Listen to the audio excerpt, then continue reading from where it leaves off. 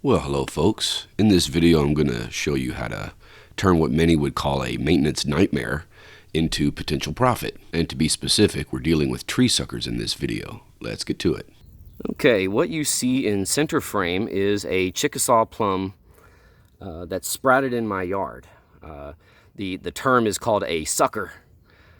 I guess they're called that because they suck resources away from the tree, from the main tree. The main tree is about, I would guess, about 15 feet or so away from these suckers.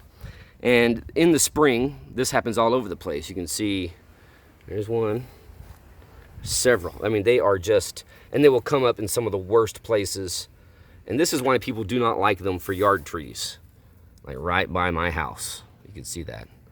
I've had them come up behind my air conditioner unit, right next to the air conditioner unit. Okay, so to manage this, you can see they are just everywhere. I have tons. So this one spot, you can see there's 4 of them. 1, 2, 3, and then 4. And this is about a half a square foot maybe. And if I count this one, it's 5. You can see. So I can go on and on like this. They are just hundreds of them all over the yard. Like I said, happens every spring. And it will continue to do this throughout the summer, all the way up until it starts getting real hot and dry, like in mid to late July, and then they stop sending out this suckering habit. It varies depending on the how wet it is on a particular year. So why am I showing you this? Well, if you are wanting to start a nursery, or if you're just simply wanting to populate your yard with trees, this is one way to do it. You can dig these suckers up.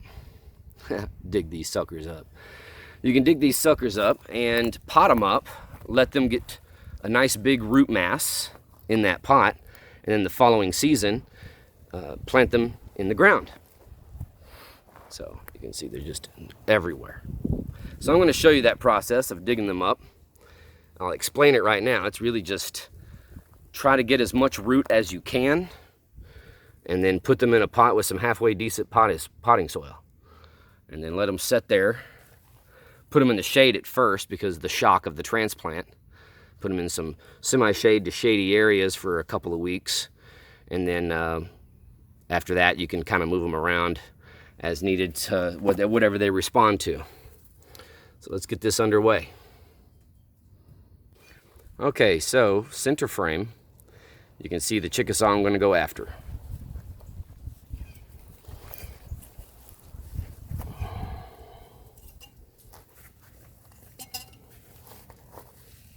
I'm going to dig about 6 inches around where the stalk, where the stem, the trunk is coming out.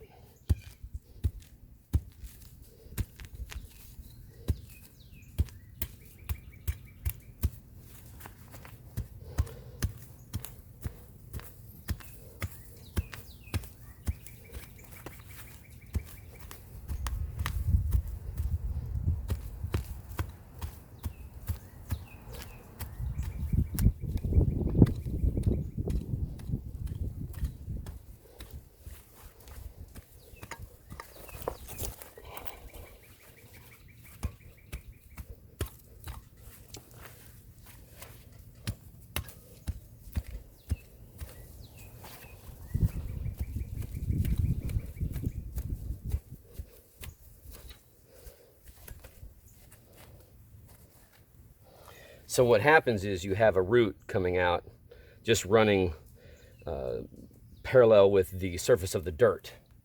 And the depth, it varies, but they're usually not very deep. And then from that root, it'll send out a shoot going straight up. Now you can manage these without digging them up. You can just mow over them. However, oftentimes, year over year, even if you mow over it religiously, it'll keep sending that stalk up. It'll keep sending that little sucker. You see I damaged one of them. But I'm after these big guys here.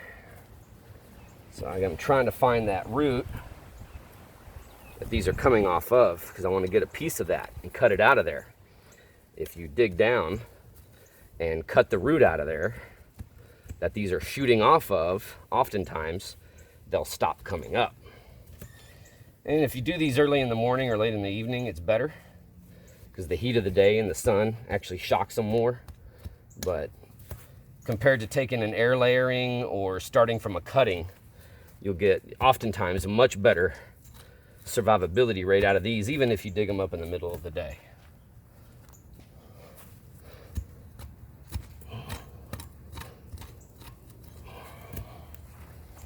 Just digging all the way around here.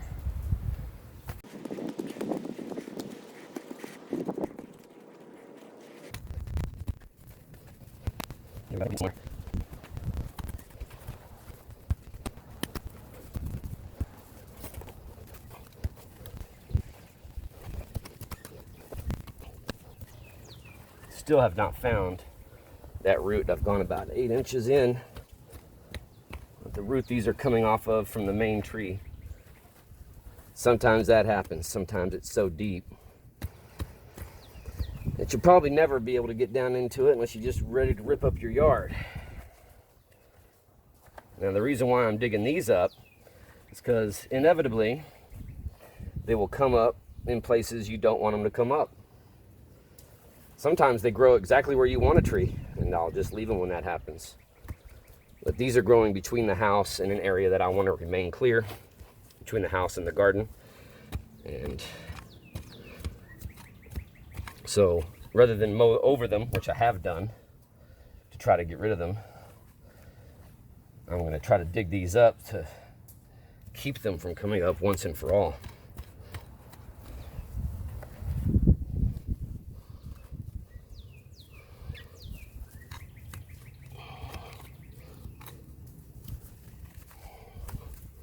The more of these that you remove, the less resources the tree needs, the more resources it can divert towards fruit production.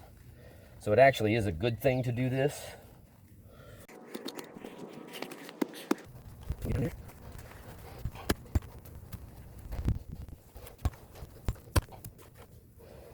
reason why you want to get a hunk of that main root is because of the starch that's stored in it will help these things send out feeder roots.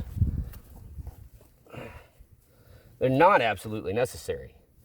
You can almost pull these out of the ground, and the amount of root that you get, like I said, it's a ton better than just starting it from, say, cuttings, which you know you can do with just, especially with deciduous trees.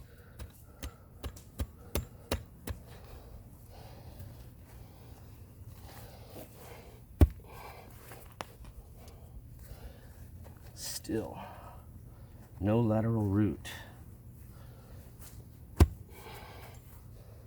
There we go. Maybe. Nope, false alarm. I think I found it. There we go. Got it.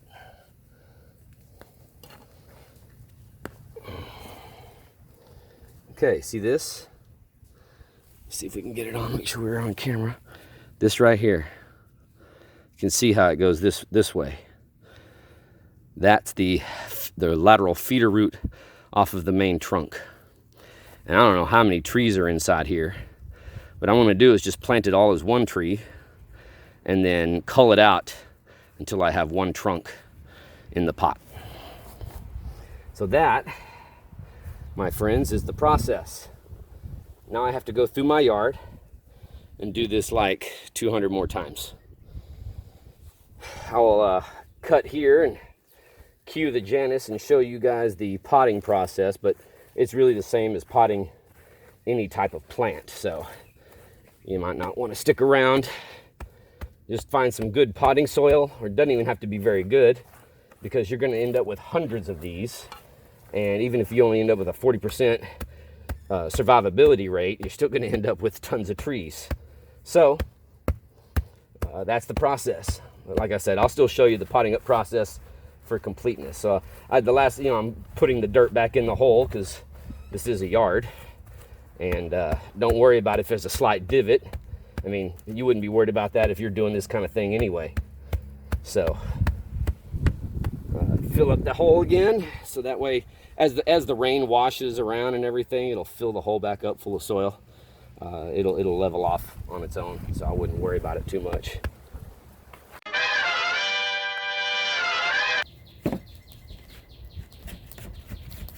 Okay, so potting up procedure. I haven't finished digging up trees yet, but wanted to show you. See, I got that lateral root, I guess is what you call it, horizontal, parallel to the ground root, feeder root, whatever term you wish to use. And you can see how they send out suckers off of the root, which is great if you're trying to establish a grove of those trees, by the way. If you've got several acres and you're not in a tight space, I would say just let them grow. But, and if you got a nursery, it's great because you can dig this up and pot it up, which is what I'm about to do. So I'm not going to put a ton of soil in there. These are gallon pots. I'm filling about a half gallon full.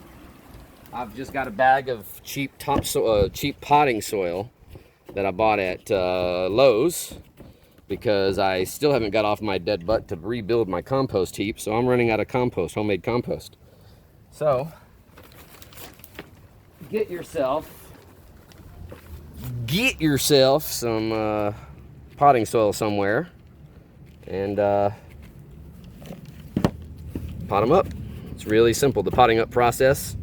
You know, I don't really have any tips that you wouldn't find anywhere else on YouTube, other than to make sure that the edges here are packed down pretty good, because when you water a pot, if you're not bottom watering it, if you're watering it from the top, the water tends to find that path of least resistance down the side and it makes it harder to water your pot. So just make sure that's potted, and that's the process. Now, one thing I might do, you can see how this top is wilty. Depending on how much green I've dug up, what I may do is just prune the top. It helps the tree to not have so many green leaves to have to feed. And then, like I said, I'll find a semi-shady to shady spot to put this for about a week or two, so it can recover. You don't want to put it in direct sun probably for longer than that. I'm guessing about a month. You want feeder roots to develop on the tree before you go shoving it in some Texas full sun conditions. So that's one tree. And they're wilty because I dug them up. That's why you have to break every so often. And they'll start to, because you dug them up, you shock them, they'll start to wilt on you. So you don't want to dig up 200 trees before you decide, you know, to start potting them up.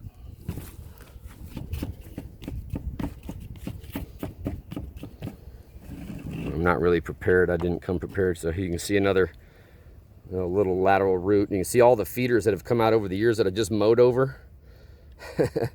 And then now you can see this year's sucker that shot off of the feeder root. But these are the previous year suckers that were coming up. So just shove that in the dirt.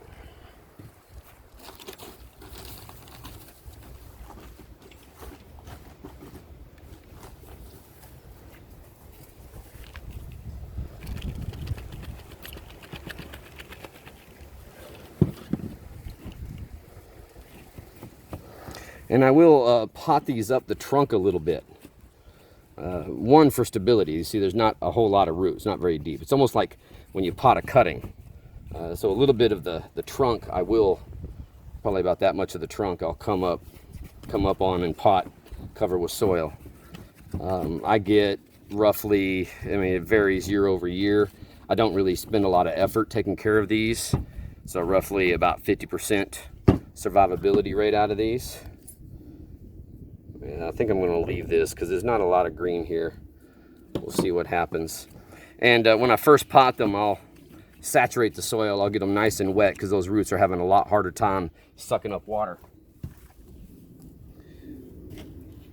So, and this guy right here, you can see, is not nearly as wilty. It's because I was able to get some dirt with the root ball. You can see I got not only the more root you end up digging up, the more survivability you'll have. So some of these, like this one, I just pulled out of the ground. I just didn't really even dig down. I just kind of pulled it out of the ground and then snipped it off with a pair of snips. You can do that. If you've got loose soil, I've got very clay-like soil in the area I was digging, but in some other areas, they're coming up in garden beds.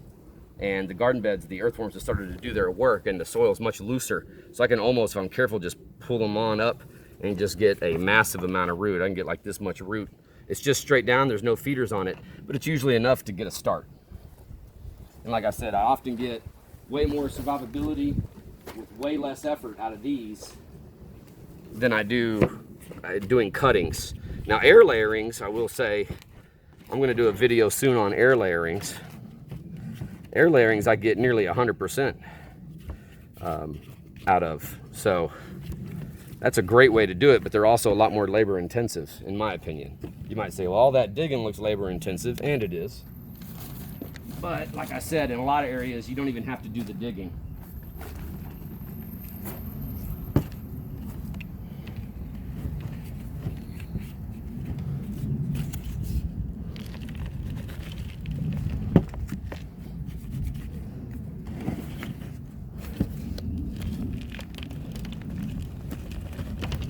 I didn't really prepare before shooting the video, so I should have had a bucket to catch all this stuff that's falling out, and I usually have a scoop. So I normally not so messy, but this is just so you get the idea. And like I said before, rinse and repeat this process a few hundred times each spring. Build your nursery, propagate and build your orchard. When you're dealing with these wild trees like this, the plums especially, any type of tree that has this suckering habit, it's extremely easy to, you buy yourself like 5 trees, and if you're patient and you got the time and you're willing to put in the labor, you can build yourself an orchard in 10 years. Big orchard. So that's what I did here. I found myself some of these trees out in the wild. Got myself a couple seeds, germinated them, planted them in the ground, and then just propagated from there, from air layerings, suckers, and cuttings. And I have several that I dug up that I found that I didn't need to dig because they started off of seeds. So yes, the plums especially, they'll, if you got good rich soil and it's pretty mature soil bed, the seeds, if they fall, they'll just germinate in place. And you can, following year, you can go and pull them right out of the ground like you pull a weed out of a well-tilled garden bed. There we go. I'm gonna finish the rest of these, and like I said, rinse and repeat a few hundred times. I usually keep, on any given year, if I'm just trying to maintain what I got, I'll keep about 10 of these Chickasaw plums over to the next year in case I have any death. That way I can backfill and replace. You can scale up accordingly. I probably only have about 0.16 acres under cultivation.